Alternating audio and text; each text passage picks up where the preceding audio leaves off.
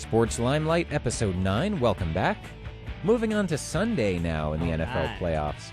Baltimore hosting Houston. Ooh, now there's a good matchup right there. Very under the radar. I think the Ravens are the sleeper team in the playoffs. Nobody really gives them their credit, or they don't just kind of get overlooked. Joe Flacco agrees. Yeah. I don't know if you heard his comments this week. Oh, no, I didn't. It was mostly about the quarterback play, like... Okay. The teams with the big-time quarterbacks that throw for all the yards get the attention. Yeah, see, they're 12-4. They're 8-0 at home. They just they quietly became the number 2 seed in the AFC. You got this Tebow mania and Patriots, Steelers, Roethlisberger. And this team just kind of quietly does their job. So, but one of the best defenses in the league, along with Texans. So it should be a low-scoring game. Agreed. Baltimore, number 3 in the NFL points allowed per game, 16.6. Okay. Number 3 in yards allowed per game, just 288.9. Yeah, so Foster has his handfuls there, so... Yeah, and these two teams play such similar styles, both sides of the ball. Mm-hmm. They run featuring a great running back, and they play tough defense. Houston, number 2 in the league in yards allowed per game, just 3 less allowed than Baltimore, and they're number 4 in points per game, right behind Baltimore, 17.4. Yeah. We see this the same way. Point spread, 7.5.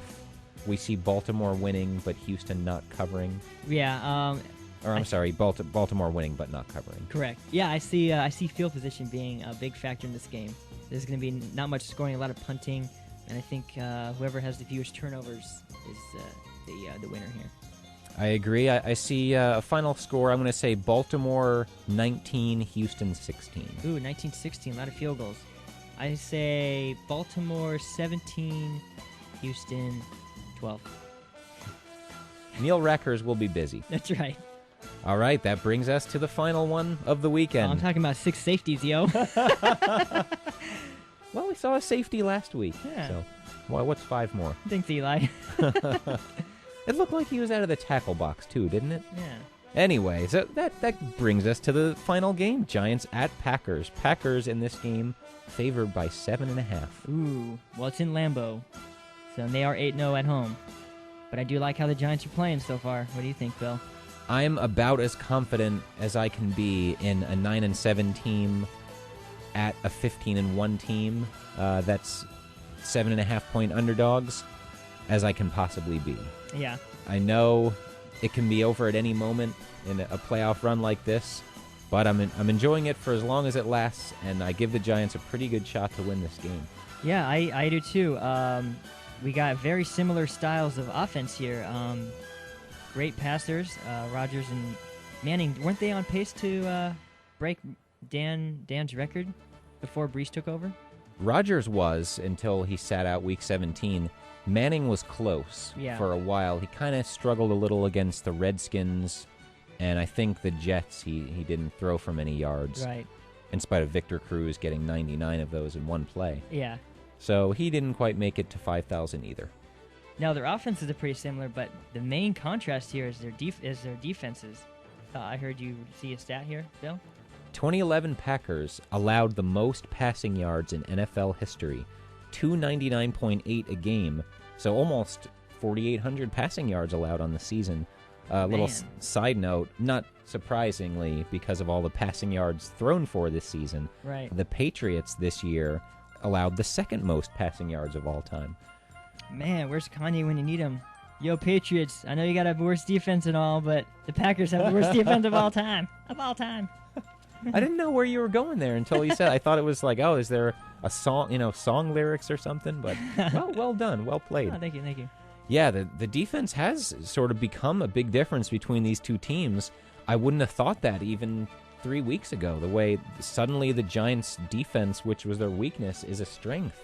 The pass rush is as good as it's been all year. Man, I feel bad for Matt Ryan. Oh, yeah, he was just shut down completely last week. And the Giants' secondary even has sort of ratcheted down the gaping holes they had earlier in the year where, blown coverages, guys running free. The Giants attribute this to Perry Fuel making adjustments. I think after week 14 or 15, simplifying the scheme, Yeah. I would say, if I was a glass half empty kind of guy, I would say, where was that the first 14 weeks? Where were those adjustments? But that doesn't matter. What matters is what's happening now. Right. And this is the best the Giants defense has played all year. And also the Giants on the offensive side are running the ball finally. Wow, what a game Jacobs had. Oh, yeah, it's great to see him going when he's running downhill, running people over. Really fires up. He gets so fired up, and the rest of the offense gets fired up as well. Now, I think the biggest playmakers will be the receiving core of this game. We've got Cruz and Nelson, Jordy Nelson. They're very similar, kind of exciting players, you know. They don't know if they're going to bust out the long pass or not. I think if those two play well, or if one doesn't, the other does, I think that might be the difference. Catching the ball and running for first downs. Yeah, the Giants secondary should be a little concerned. Aaron Ross, they haven't said still whether he really had a concussion or Right. they say he passed the test. So Okay. maybe he didn't have one and it was just a precaution that they didn't let him back in the game. Yeah. But Prince Amukamara has struggled, and if he's the third cornerback, he's definitely going to have a lot of action this Right. weekend. Yeah, they're going to look his way for sure. Now, Greg Jennings had a knee injury he's just coming back from. Do you think he's going to be 100%? Did they have any status updates on that fella? He's playing. Oh, he's So playing. he's been Okay. practicing and Yeah. he's playing. So Well, I mean, it is a playoff game, so got to play. so he's supposedly full speed, as is DJ Ware, who actually did suffer a concussion. He didn't practice earlier in the week, but he practiced today. Okay. And I think he's either listed as questionable or probable, but they think he'll play too. Okay. The only guy out is Mark Herzlich for the Giants. So for a team that's been pretty banged up all year, they're getting as healthy as they've been at the right time. Yeah, it should be an exciting game. You guys posted a defensive shutout last week, so I think as long as they can do the same thing with Matt Ryan, get pressure on Rodgers, make him scramble and whatnot, I think it'll be a close game. Yeah, Rodgers gets rid of the ball so fast, so they're gonna have to get there quick. They're not gonna have the time. You know, there are gonna be no coverage sacks in this game for the Giants. What type of score are you looking at here, Bill? You ready? You ready for my prediction? I'm my ready. score prediction? All right, here we go. Packers favored by 7.5. I'm going with Giants 27, Packers 24. Oh, Upset man. special. Oh, spoken like a true Giants fan. I believe in this team. Yeah, I'm right with you, man. I'm not expecting a win, but I'm hoping for it. I say in the frozen tundra of Lambeau Field, Giants 25, Packers 22. Oh, Lawrence Tynes with the game-winning field goal. So is he? How do you make 25? Is that it's 1 touchdown and 6 field goals? Maybe a safety in there. Yeah, 25. Yeah, We know he can't miss an extra point, so it's actually 2 touchdowns and 3 field goals. that'd be 23. Oh, all right. We sack That'd be Aaron Rodgers 2 in the end less, zone. wouldn't it? Yeah. Oh, there you go. Okay, Jason Pierre-Paul sacks Rodgers in the end zone. That's right. All right, there you have it. 4 intriguing divisional games. 4 predictions. Nice. Can't wait. I can't wait to wear my Lawrence Tynes jersey again. You're trying to go 3 for 3 for the Giants winning. Nice. And you wear your homemade Lawrence Tynes jersey. Would you consider it a failure if the Giants lose by less than the spread? A failure for the season or for this game? Well, would you be disappointed? Yeah, would you think it was a disappointment if they lost? I've been through enough of these to say pretty confidently that I would be disappointed and maybe even mad for probably 3 or 4 days. Yeah. And then I'd be able to look at the big picture and say, this was a great season. Right. They did a lot better than I thought they would do.